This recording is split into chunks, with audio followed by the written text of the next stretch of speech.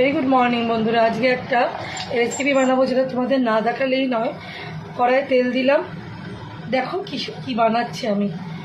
কড়াইয়ে তেল দিয়ে কালো জিরে দেবো, একটু বেশি পরিমাণে দেখো কালো জিরে দিলাম। এখানে বড় বড় চিংড়ি মাছ প্রায় 500 গ্রাম আছে, বুঝলে, এরকম সাইজ চিংড়িগুলো দেখো। চিংড়ি মাছ রয়েছে, ছোট বেগুন নুন হলুদ মাখিয়ে ধুয়ে নুন হলুদ মাখানো, আর এখানে আছে পেঁয়াজ কুচি আর সর্ষে বাটা। নুন লঙ্কা হলুদ লাগে, এটা আলাদা করে দেখালাম না, আমরা সবাই জানি। এবার কড়াতে তেল দিয়ে আমি যখন কালো জিরে দেবো, কালো জিরেটা একটু ফুটে যায়, তারপর লঙ্কা দিচ্ছি। জিরেটা ফুটে মানে ভালো মতো ফোড়নটা হয়ে গেছে। এবার আমি পেঁয়াজ দেবো। বেগুন আর চিংড়ি কিছু কিন্তু আমি আগে রাখবো না। এই রান্নাটা করতে পারো, তোমাদের প্রত্যেকের কিন্তু খুব ভালো লাগবে। কেন হচ্ছে ব্যাপারটা কি, বাচ্চারা চিংড়ি মাছ খেতে খুবই ভালোবাসে। একটু খুব ইজি পদ্ধতিতে হয়ে যায়। এবার এটা দিয়ে এখন ভাজা ভাজা হোক, ততক্ষণ আমার ভাতটা হয়ে গেছে, আমি নামিয়ে ফেলি। ভাজা ভাজা হতে থাক বন্ধুরা, ওকে। দেখো ভাজা ভাজা হয়ে এসছে, পেঁয়াজটা ভাজা ভাজা হয়ে এসছে। এবার আমি অন্য জিনিসগুলো দেবো। এবার বেগুনগুলো নুন হলুদ মাখিয়ে রাখবে, যাতে বেগুনগুলো খুব তাড়াতাড়ি গলে যায়, ওকে। নুন হলুদ মাখিয়ে রাখবে। বেগুনটা দিয়ে আমি কিছু দেওয়ার দরকার নেই, এখানে এর মধ্যে নুন হলুদ অলরেডি দেওয়া আছে। একটু 5 মিনিট ভাজা ভাজা হবে, বড় জোর গ্যাস এখন দিলাম। তারপরে আমি চিংড়িগুলো দেবো। দেখো আমি কীভাবে বানাচ্ছি, এইভাবে বানিয়ে না হাত চেটে খাবে, গ্যারান্টি বলি সরকারের। নাড়বো, গ্যাস কিন্তু কোনোভাবেই আসতে হবে না। এবারে নাড়াচাড়া করতে করতে আমি নুন হলুদ লঙ্কার গুঁড়োগুলো দিতে থাকবো, ওকে। দিতে থাকবো, দেখো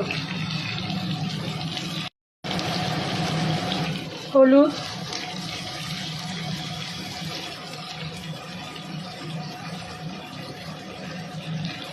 পরিমাণ মতো লঙ্কার গুঁড়ো, মতো নুন, অল্প একটু চিনির দানা, সর্ষে বাটা দিলাম। দেখো এই সর্ষে বাটাটা আর একটু দেবো। এবার পুরোটা মেশাও।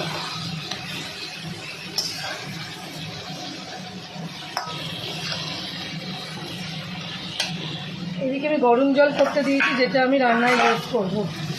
এবার এটা আমি একটু মিশিয়ে নিই। হ্যাঁ, একসাথে ভিডিও করছি তো, ভিডিও করছি বলে আমার একটু অসুবিধা হচ্ছে, তাও তোমরা একটু অ্যাডজাস্ট করে নিও বন্ধুরা। এবার আমি একটু ভিনিগার দেবো, যেহেতু এখন আমি টমেটো দিতে পারছি। 1 চিপি ভিনিগার আমি দেখিয়ে দিলাম, দিয়ে দেবো। দেখো শুধু কালারটা কি এসছে।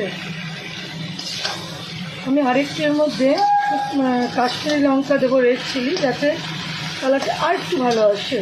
হচ্ছে একটু বন্ধু ডাল দেবো একটুখানি, এটা অপশনাল, তুমি দিতেও পারো না দিতেও পারো, কালারটা একটু সুন্দর করার জন্য। এখানে এই রান্নাটা মানে কি বলবো, আমি শিখেছিলাম একদম একজন খুলনার পিসিমার কাছে।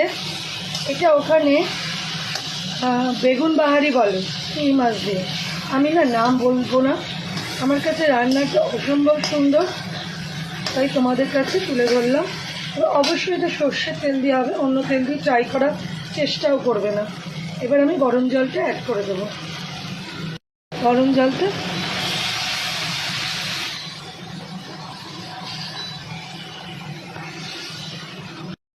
অ্যাড করে দিলাম।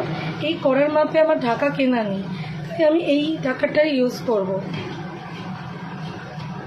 একটু ঢাকা থাকবে আর জোরে গ্যাস থাকবে, কেন বেগুনটা যাতে সেদ্ধ হয়ে যায়। তারপর নামিয়ে তোমাদের দেখাচ্ছি। রান্নাটা আমার হয়ে গেছে, এইটুকু আমি গ্রেভি রাখবো। বেগুনগুলো সেদ্ধ হয়ে গেছে, যদি একটু গ্রেভি না রাখি, এটা ঠান্ডা হলে আর একটু বসে যাবে। ঠিক আছে, বেগুনগুলো সেদ্ধ হয়ে গেছে, বেশিক্ষণ সময় তো লাগে না। নামাবার আগে আমি একটু ওপর থেকে কাঁচা তেলটা ইউজ করবো, একটুখানি, 1 কলাই দেবো। শেষ বেলায় 4টে গোটা কাঁচা লঙ্কা, গোটা না একটু চিড়ে দেবো, বেশিক্ষণ দেবো না, নাড়িয়ে নামিয়ে নেবো। কেন ঝালটা বেশি হলে খেতে পারবে না, বাচ্চারা তো খায়। দিয়ে এবার দেখো একবার এই গ্রেভিটা রাখবো।